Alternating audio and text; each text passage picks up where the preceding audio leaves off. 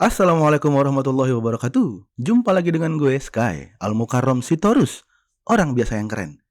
Cidiu, asik. Asik. Bintang tamu kita kali ini adalah seorang perempuan yang multi talenta. Aktris, penyanyi, penulis, entrepreneur, sampai aktivis. Masya Allah. Luar biasa. Beliau ini membintangi banyak sekali film dan serial televisi, bahkan sempat mendapatkan anugerah pemeran utama wanita terbaik dari serial TV Noktah Merah Perkawinan. Betul, Mbak? Betul, pernah. Ayu Azhari. Asik. Ini buat yang bapak-bapak milenial boomer ke atas nih, pasti kenal, pasti tahu, pasti ngefans sama Mbak Ayu Azhari. Masih cantik. Masya Allah, tabarakallah. luar biasa. Mbak Ayu, dari kecil, dari umur berapa sih mulai menggeluti dunia entertain tuh? Kalau untuk jadi profesi ya, pertama kali mulai itu film yang mulai ininya ya. Jadi ada pertama kali ditawarin sama Ratno Timur, tapi aku nggak jadi main. Karena aku belum siap waktu itu. Nah, setelah 1 tahun kemudian dicari lagi. Jadi ada yang casting di Garuda Film. Kebetulan sutradaranya itu aktor almarhum Toro Margen. Oh, Om Toro. Beliau, iya, Om Toro kenal juga ya. Kenal, saya pernah satu. Nah, beliau itu cari mana tuh Dija, dia kalau panggil aku Dija karena dulu dipanggilnya Dija, itu nama saya, nama kecil ya. Terus dia bawa saya ke Garuda Film, diundang, dicari sama namanya Bang Pak Udin, Mas Udin, asistennya dia, nggak tahu di mana tuh Mas Udinnya. Nah, ternyata sampai di Garuda Film itu Mas Toro Margen, Om Toro itu memperkenalkan saya sama Garuda Film, produsernya. Nah, ternyata sampai sana langsung difoto. Di foto itu ternyata mereka ada persiapan juga film lain. Jadi mereka, waduh nih perlu nih diajak di film yang satunya. Tetapi untuk persiapannya ikut di filmnya Toro Margen, itu judulnya Bercinta Dalam Badai. Itu film pertama saya. Itu umur berapa? Waduh, masih remaja banget, masih SMP. Oh iya. Terus setelah dicoba latihan, ternyata yang main peran utamanya tuh Meriam Bellina. Meriam Bellina waktu itu baru dapat penghargaan Piala Citra sebagai aktris terbaik. Jadi aku syuting di situ, main jadi adiknya dia. Tapi sambil persiapan film yang satunya lagi. Udah langsung Akibat Buah Terlarang. Langsung ya. 2 film tuh ya? 2 film. Jadi alhamdulillah mungkin mereka melihat itu aku benar-benar pemula. Pemula sama sekali, ibaratnya kertas tuh masih putih, masih polos banget. Polos. Iya. Dan di film yang satunya lagi tuh udah ada calon-calon lain yang artis muda juga yang berbakat gitu ya. Dan sudah berpengalaman, tiba-tiba diganti, mungkin juga sutradara dan pemain lain juga tiba-tiba, waduh, kok anak baru gitu. Jadi memang industri film zaman itu dan zaman sekarang sangat berbeda. Zaman dulu tuh kita merasanya tuh nggak bekerja, tetapi liburan. Enggak. Kayak bergabung di satu keluarga baru dan di nurture, dipelihara dengan baik gitu, dirawat, diajarin, di ini gitu. Jadi saling memberikan bimbingan dan kasih sayangnya. Energinya tuh kayak gitu. Enggak cuma habis syuting udah selesai, udah gitu aja ya. Jadi datang tuh ada artis yang udah kawakan banget, namanya Tante Dahlia. Ada Meriam Bellina. Ada siapa lagi, Chris Salam. Ini di 2 film itu ya, semua tuh ada Ida Kusuma, ada Yeni Farida, ada Eki Soekarno. Pokoknya tuh jadi kayak satu keluarga dan krunya itu ini banget kayak sama anaknya aja di rumah. Kayak kita tuh kayak punya keluarga baru. Jadi bener-bener tuh mendapatkan ilmu yang bermanfaat. beda dengan suasana sekarang. Nah, kemarin ada bandingannya, anak saya Isabel kebetulan juga nggak berniat main, tetapi ada pemain yang nggak main, jadi dia ikut main. Ya agak beda, industrinya udah beda, tapi tetap belajar gitu. Jadi apa ya, beda suasananya. Kalau dulu tuh industrinya masih kekeluargaan, kalau sekarang udah manufactured. Iya udah Iya. lebih ke ya cuan lah, maksudnya yang penting itu aja lah ya, udah yang udah gimana sih? Ya pokoknya udah nggak kayak dulu lah, udah. Iya beda. Itu di film pertama. Setelah film pertama premier, ketemulah Teguh Karya datang nonton film itu. Filmnya judulnya Akibat Buah Terlarang. Langsung pas selesai film dia samperin saya. Mas Teguh Karya tadi. Iya, Om Teguh ya, Om Steve ya. Langsung, mau jadi pemain jago nggak? Kata dia. Mau, datang ke tempat saya. Bener, nggak lama aku dipanggil. Ikut main di salah satu produksi beliau. Ditanya mau yang mana, ada peran utama, terus ada peranan, nggak banyak, tapi sutradaranya Teguh Karya. Langsung saya bilang mau sama Om Teguh. Oh bagus kata dia. Akhirnya aku main di situ, judulnya Ibunda. Itu bakat seninya itu dari mana sih, Mbak Ayu? Sebenarnya aku nggak punya bakatku nggak terlalu banyak, tetapi ada turunan dari keluarga nggak? Nggak terlalu sih, tapi memang keluarga seniman ada dari kakekku gitu. Tapi mungkin juga bakatnya, saya pernah tanya ke Pak Teguh, saya tuh sebenarnya punya bakat nggak sih? Dia membandingkan saya dengan artis seusia saya waktu itu juga. Dia bilang kamu punya bakat, tapi tidak banyak seperti ada yang udah alaminya gitu ya. Tapi kamu bisa. Syaratnya kamu harus tekun dan belajar gitu. Karena untuk naik ke atas, kalau kita naik tangga tuh nggak gampang dia bilang. Tapi kalau untuk turun ke bawah itu cepet gitu. Jadi bener-bener zaman itu tuh zaman banyak orang-orang yang peduli dengan penerus.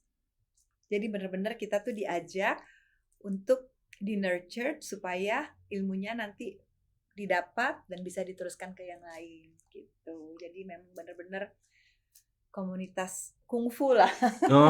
Jadi kayak orang belajar kungfu. Untuk jago tuh bener-bener harus tangguh, ulet, dan tekun. Di-press terus tuh ya sama sutradara. Apalagi Mas Teguh kan. Ya bukan Teguh aja, tapi lingkungannya. Pokoknya kita dituntut untuk resilient gitu. Alhamdulillah banyak belajar tentang kehidupan dari karir di bidang film ini gitu. Jadi seni yang terus harus mengasah diri, harus mawas diri, harus terus belajar, harus baru terus gitu. Paling banyak film atau TV itu disutradarai sama siapa? Nggak terlalu, tapi memang saya pernah belajar ya. Pernah ambil satu produksi yang nggak klop. Jadi ada masalah di situ. Iya. Dan nggak mau terulang lagi. Jadi saya tuh hanya bekerja dengan orang-orang yang saya nyaman dan kenal. Misalnya dengan Rapi Film, itu saya nyaman. Soraya Film, karena udah kenal lama ya. Kemudian Multivision, belakangan mungkin ada Cinema Art. Kalau yang lain-lain lagi mungkin tolak ukurnya sutradaranya saya kenal gitu. Jadi komunikasinya saling mengerti gitu, karena kerja seni itu kan nggak bisa ukurannya uang, agak berat. Iya. Kalau sama artis-artis yang lain tuh paling seneng mainnya sama siapa? Kemarin saya baru ketemu Lydia Kandau. Saya dulu pernah main sama Lydia Kandau juga. Pernah yang artis baru juga ada Acha Septriasa, kemarin baru selesai syuting. Dan ada beberapa yang lain juga, siapa lagi ya saya lupa. Mungkin Lingga Suri pernah syuting bareng di Tersanjung. Dulu terakhir tuh Bella Safira pernah juga. Bella Safira. Jeremy Thomas. Yang paling berkesan bersama Dede Yusuf sih waktu permulaan. Sinetron apa itu? Benang Emas. Kemudian ada film judulnya Badut-Badut Kota. Badut-Badut Kota. Iya, itu juga filmnya pernah dapat penghargaan di Asia Pasifik. Ya alhamdulillah. Kalau sama itu? Bang Abidin? Domba? Oh iya. Domba? Ya, itu. Itu Itu pasti diingat itu sama orang-orang yang suka nonton dulu pasti domba. Nah, yang itu pasti itu. domba. Iya. Itu terakhir tuh jadi pemeran utama tuh di sinetron itu bukan? Bukan. Kemarin saya baru selesai syuting untuk Indosiar. Film judulnya Keabadian. Sinetron atau film? Sinetron serial. Oh, Dan serial. alhamdulillah dapat pemeran utama wanita terpuji di Festival Film Bandung kemarin 2024. Itu pun nggak nyangka gitu, kok dapat gitu. Alhamdulillah. Luar biasa. Berarti emang ya namanya juga udah terdidik dari remaja gitu, maksudnya udah memang seneng menikmati di dunia seni peran gitu, jadi seneng aja. Berarti anak-anaknya Mbak Ayu sekarang ada yang nyemplung nggak? Pernah, ada Isabel pernah main, kelihatan ada bakat di situ. Kemudian dia juga senang musik, kemudian yang laki-laki juga ada beberapa yang senang, ada juga yang lebih di belakang panggung gitu, di belakang layar ada juga. Ada yang senang bisnis, jadi mereka tahu apa yang mereka suka dan baik masing-masing lah ya. Dan yang perempuan lebih fokus ke pendidikan. Mbak Ayu ini kan dulu dikenal tuh sebagai aktris yang kalau di film itu sering sekali tampil berani. Maksudnya berani? Berani aja pokoknya. Maksudnya berani itu yang pakaian-pakaian yang terbuka gitu segala macam. Maksudnya kalau Mbak Ayu terbuka kayak Putri Duyung gitu ya, seksi-seksi. Iya, kayak gitu-gitu. Kalau misalnya Mbak Ayu ingat masa itu gimana? Enggak, kalau diputer itu di TV diburemin kalau sekarang kan. Karena bajunya gini gitu kan, ada dada gitu atau ada mini, pasti diburemin. Aku pikir kenapa diburemin? Oh, karena aturannya sekarang ini kan beda. Kalau dulu tayangan kan boleh pakai baju fashion sesuai zaman itu gitu. Tapi kalau sekarang kan diburemin, berarti kan nggak boleh, ada batasan juga. Kemudian kalau dunia seni peran itu kan perlu totalitas. Iya, betul. Kalau gambarannya mungkin anak muda kayak saya di film Dua Kekasih itu kan jadi anak perempuan yang suka ke klub malam, yang hidupnya bebas gitu kan, dan dandanannya pasti sesuai dengan zaman itu. Dan kalau zaman sekarang ada juga yang kayak gitu, tapi kan zaman sekarang lebih inklusif ya, banyak tampilan-tampilan yang berbeda. Kalau dulu kan kita sekolah juga nggak ada yang pakai hijab ya kan, bener. Semua pakai seragam biasa gitu. Kemudian kecuali sekolah madrasah gitu. Jadi memang zamannya sudah beda sejak 98 ya, sejak reformasi lebih inklusif. Jadi nggak diseragamin semua. Semua punya kebebasan untuk bagaimana berpakaian. Dan di TV pun tampilan juga ada aturannya ya kan. Jadi memang beda. Dan buat saya ya syah-syah aja. Saya sebagai aktris ya. Jadi mengikuti peranannya. Emang dituntut untuk itu kan memang karena untuk mendalami peran.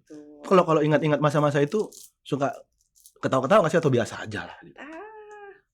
Lihat masih muda gitu ya, masih remaja. Suka aku kasih unjuk anakku, aku bilang look at me, muka aku kayak kamu, ada anakku yang cowok yang kecil. Itu kalau aku lihat foto-foto lama mirip, aku bilang Lennon ini mirip siapa? Mirip aku katanya. Karena kurus gitu kan, mirip. Masya Allah, tabarakallah. Ada anak yang mukanya mirip aku gitu. Ya sedikit sih mirip. Kalau di sosmed tuh suka ada yang iseng nggak sih ngirim-ngirim foto Mbak Ayu yang lama gitu? Ada. Kalau sosmed bukan aku aja, mungkin siapapun. Kalau di sosmed malah ada yang ngirimin gambar-gambar dia sendiri yang seronok. Aku nggak pernah laporin, aku blok aja. Oh ya, ada juga yang kayak gitu ke Mbak Ayu? Ada. Nggak, bukan ke aku aja, ke semua orang kayaknya. Ya pasti rata-rata, maksudnya ke Mbak Ayu ada loh. Ada lah, tapi aku nggak sempet lihat. Iyalah, janganlah ngapain. Spam, aku langsung buang. Orang-orang gila itu semua, nggak jelas. Ya, jangan ketularan gila. Terus sekarang jangan-jangan kamu yang ngirimin. Saya terakhir ngirim ke siapa ya? Saya lupa. Astagfirullahaladzim, aku bercanda tos dulu. Terus sekarang kegiatannya apa Mbak Ayu? Baru selesai syuting. Masih syuting juga? Syuting, alhamdulillah. Masa masih syuting juga, terus aku disuruh pensiun gitu. Tapi kan sekarang Mbak Ayu kan lebih ke terakhir-terakhir kita Dengar tuh Mbak Ayu tuh apa namanya, aktivis ya, Juga. suka Aku baru selesai syuting di Bangka lokasinya. Judul filmnya Suamiku Lukaku. Aku di situ berperan sebagai ibu yang mengajarkan nilai-nilai kebaikan, membimbing anaknya untuk hidup yang baik dan punya pilihan yang baik gitu. Jadi tentang perempuan memecahkan kesunyian hashtagnya. Oh, iya. Itu filmnya siapa?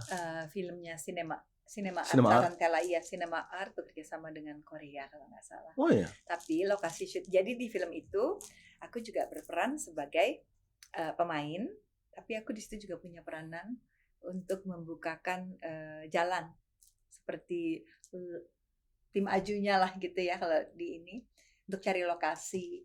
Sebenarnya sebelumnya lokasinya itu ada di tempat lain, tapi aku kasih saran kenapa nggak di Bangka gitu. Nah, ke sana aku sebagai konsultannya. Kebetulan aku apa saya sama anak-anak punya perusahaan di situ, bidangnya kalau orang bilang tuh palu gada. Ya, Apa lu apa lo mau perlu? gua ada. Jadi karena sering orang minta tolong ini itu kan jadinya aku nggak ada hasil, ya kan. Tapi kalau ada perusahaannya jadi bekerja sama bikin kontrak, aku tugasnya ini nanti hasilnya bagaimana. Jadi sambil belajar tapi juga membantu daerah untuk di-expose tampil di film nasional gitu. Untuk supaya lebih dikenal. Nah, kebetulan Bangka itu kampungku. Oh iya. Aku nggak lahir di sana, tapi kedua bapakku lahir di sana. Dan kemarin juga ada temen yang kebetulan satu kampung gitu ya, dia maju independen untuk wali kota. Aku baru aja balik kemarin untuk bantu kampanye dan belusukan gitu. Kalau ini apa jadi aktivis pemberdayaan perempuan? Ya, kuliner. Kuliner juga. UMKM. Dulu sebelum musim batik-batik tuh aku seneng banget. Apa yang membuat Mbak Ayu tuh tergerak untuk ke bidang itu? Melihat potensinya bagus, bisa jadi satu benteng di daerah ya kalau ekonomi kreatifnya tuh berkembang. Salah satunya dari Wastra ini, iya, kuliner juga gitu. Berarti lama, udah dari tahun berapa ya? 2010. Oh iya. Sampai ke Belanda, kemana-mana, iya. Sampai sekarang masih jalan gitu ya? Jalan, tapi sekarang kan kemarin COVID jadi nggak pergi-pergi ke luar negeri untuk kegiatan itu, tapi udah mulai ada. Tapi masih aktif. Alhamdulillah. Kebetulan jadi bisnis sampingan juga, anak-anak belajar jadi desainer gitu. Bagus lah, mantap. Mbak Ayu pernah ini kan, pernah nyalek juga ya? Iya. Apa waktu itu dipinang partai atau memang tergerak untuk memperjuangkan sesuatu? Kayaknya memang karena pergaulannya luas ya kalau artis itu kan. Ada teman partai politik, ada teman artis yang di politik juga. Alhamdulillah udah 2 kali nyalek di daerah Jakarta Timur lewat partai PAN sih kemarin. Alhamdulillah buat aku sih bukan masalah menang atau nggak menangnya, dapat kursi atau nggak dapat kursinya, tapi lebih ke kebersamaan untuk mencari suara supaya di situ dapat kursi juga gitu. Alhamdulillah di 2 kali itu dapat kursi di situ, alhamdulillah. Dan buat artis tuh mungkin banyak ya artis yang nggak bisa move on. Yeah. Waduh, gue dibohongin. Kalau aku enggak, aku mikirnya enggak. Networking aku jadi luas. Yang biasanya kenal bos-bosnya aja, sekarang ini aku kenal mulai dari bawah sampai atas gitu. Dan itu manfaatnya banyak banget buat saya aja kali ya. Aku juga boleh nggak apa-apa? Enggak, saya aja. Buat saya tuh manfaatnya banyak banget. Jadi apa ya, nggak ada ruginya sebenarnya. Belajar mengenal masyarakat lebih dekat dan partai menjadi toolsnya gitu untuk aku ke sana. Alhamdulillah. Ada kepikiran untuk kedepannya bakal mau nyalon lagi nggak? Kira-kira? Buat aku jadi pembuka pintu rezeki juga karena orang tahu aku biasa turun ke masyarakat dan mengerti apa yang mereka rasakan. Jadi kadang-kadang orang perlu juga cari aku, yuk bisa bantu nggak gitu. Akhirnya kan jadi skill baru. Alhamdulillah. Aku bukan ajarin, aku kadang-kadang ingetin ke teman-teman artis, nggak usah nyesel, pasti ada manfaatnya gitu, semua ada hikmahnya. Alhamdulillah. Berarti banyak juga lah dapat ilmu dari politik, banyak ya. Dari politik, dari masyarakat, dari teman-teman di politik, dari partai. Biasanya partai kenal ketuanya atau elit-elitnya aja. Sekarang aku kenal sampai ke DPC gitu. Sampai ke grassroots tuh kenal ya. Iya, deket malah di HP ku tuh ada RT berapa, RT berapa. dan lucunya jadi tambah luas gitu, alhamdulillah. Dan kalau ada persoalan lain, aku perlu bantuan atau dukungan, aku kadang-kadang ini ada ini nih, aku telepon gitu. Alhamdulillah. Ada yang mau bertanya? Ada. Apa? Itu, tanya. Gak kepengen buat ngajar acting ke teman-teman yang mungkin ada anak-anak muda yang mau belajar acting ke film gitu kayak. Boleh aja, mungkin bisa kerja sama Chick Studio, mungkin kita bikin online. Boleh. Mungkin kalau ngajar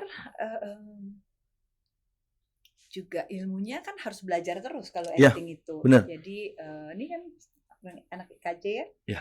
Sebagai aktor atau aktris, seniman atau seniman. Iya.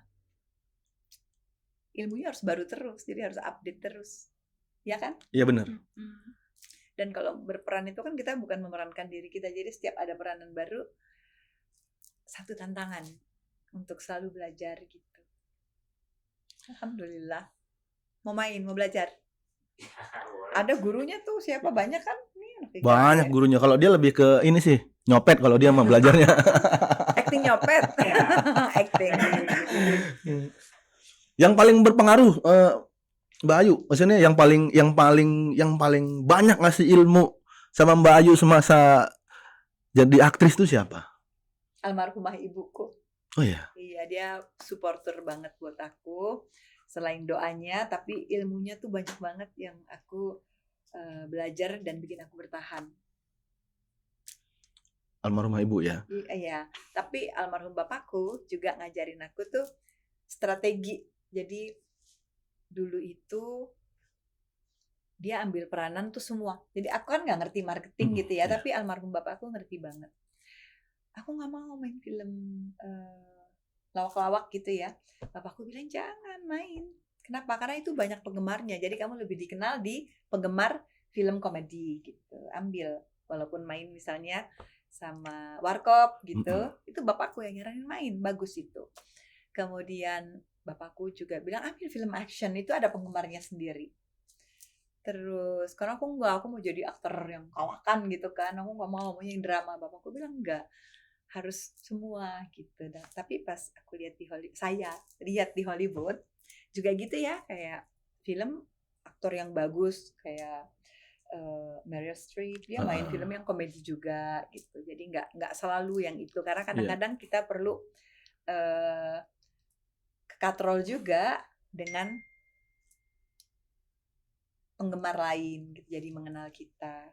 Nah itu aku terapkan waktu zaman sinetron. Kan sinetronku banyak tuh booming, drama. Pokoknya kalau film yang aku main tuh gang-gang di Jakarta tuh sepi katanya, semua pada nonton, pada nangis gitu kan.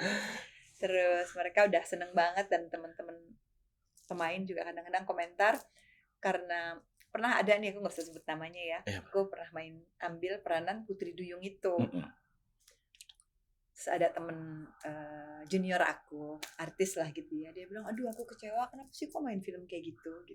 Aku senyum aja. Ternyata film itu yang sampai sekarang masih diputar terus gitu, film Putri Duyung. Orang kita ingat kok. Iya kan? Iya, domba. Makanya aku dipanggil ke sini kan, karena film Putri Duyung. Ini Mbak Ayu. Nah, apa titik awal yang membuat Mbak Ayu mulai mencari atau mendalami perjalanan spiritual? Kayaknya aku juga nggak mencari dan menjalani juga ya, biasa aja. Biasa aja ya. Menjalanin hidup aja. Hidup ini juga kan spiritual ya, udah alaminya. Kemarin pernah pakai hijab kan ya? Aku masih pakai kerudungan juga kadang-kadang. Kalau di kesini aku tadi nggak dipesan pakai kerudung, jadi nggak pakai.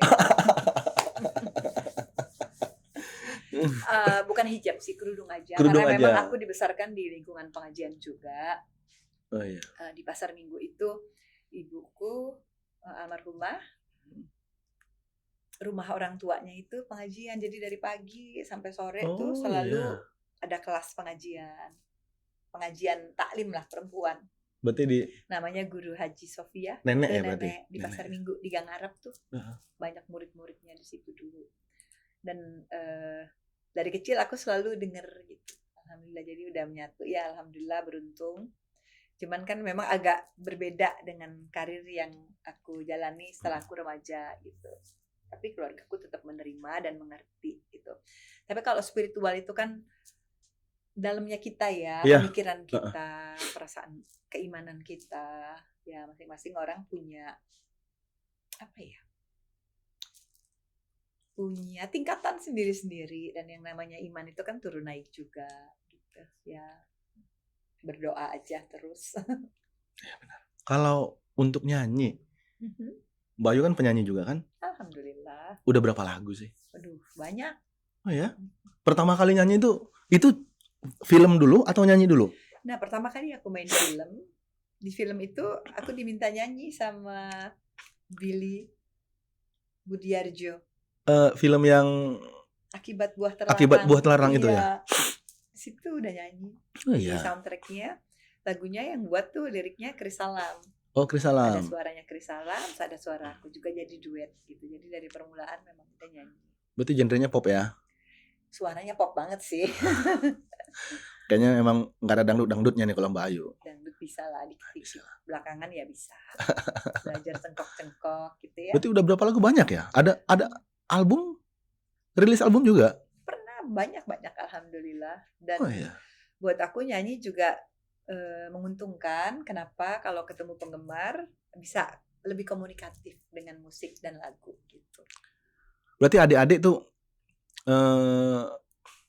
ikut atau terjun ke dunia entertain juga karena Mbak Ayu atau gimana? Enggak juga, enggak semuanya kan. Berarti memang mereka juga punya bakat di situ dan ketertarikan di situ.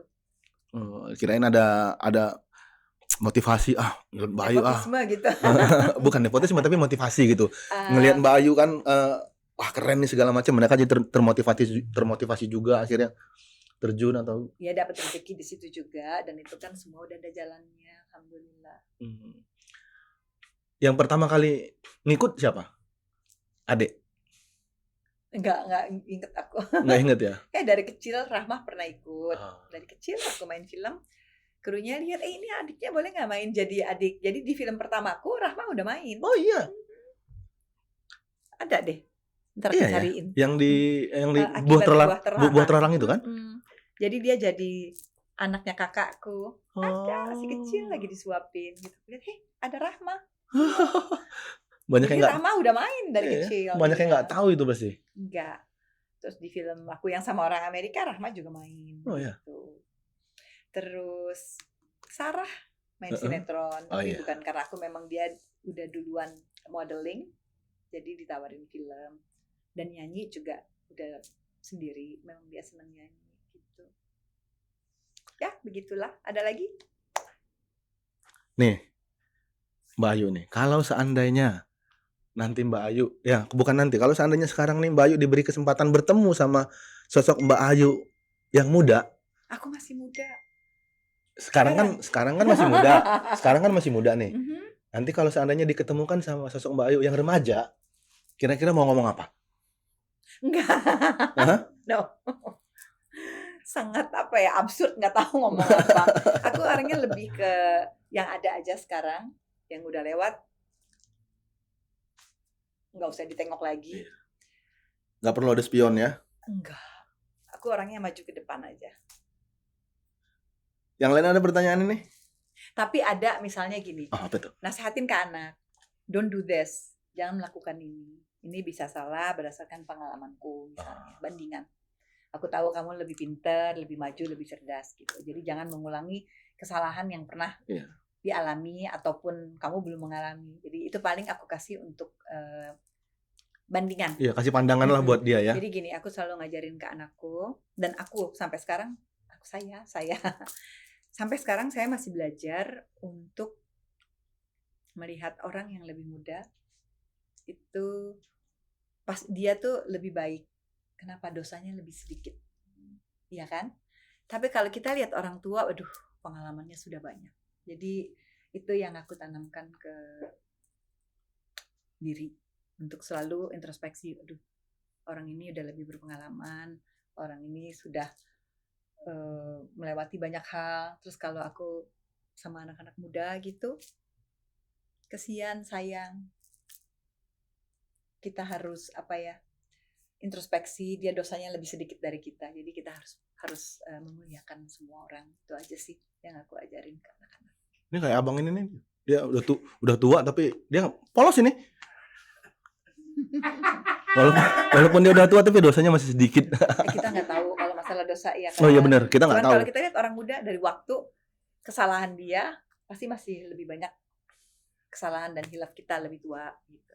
Tapi kalau kita lihat orang tua, masya Allah orang itu udah melewati banyak hal. Jadi kita harus menghargai dan belajar dari mereka. Benar, itu butuh. Terakhir Mbak Ayu, kasih. Kok terakhir sih, aku masih betah di sini.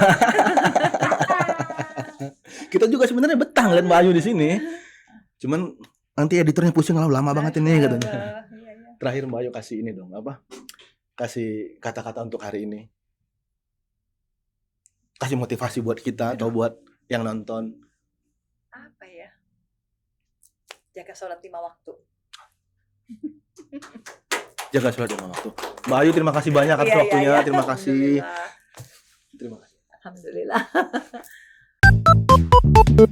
Ada tombol like, ada tombol subscribe, lalu isi komentar biar semakin cetar. Ciki ciu.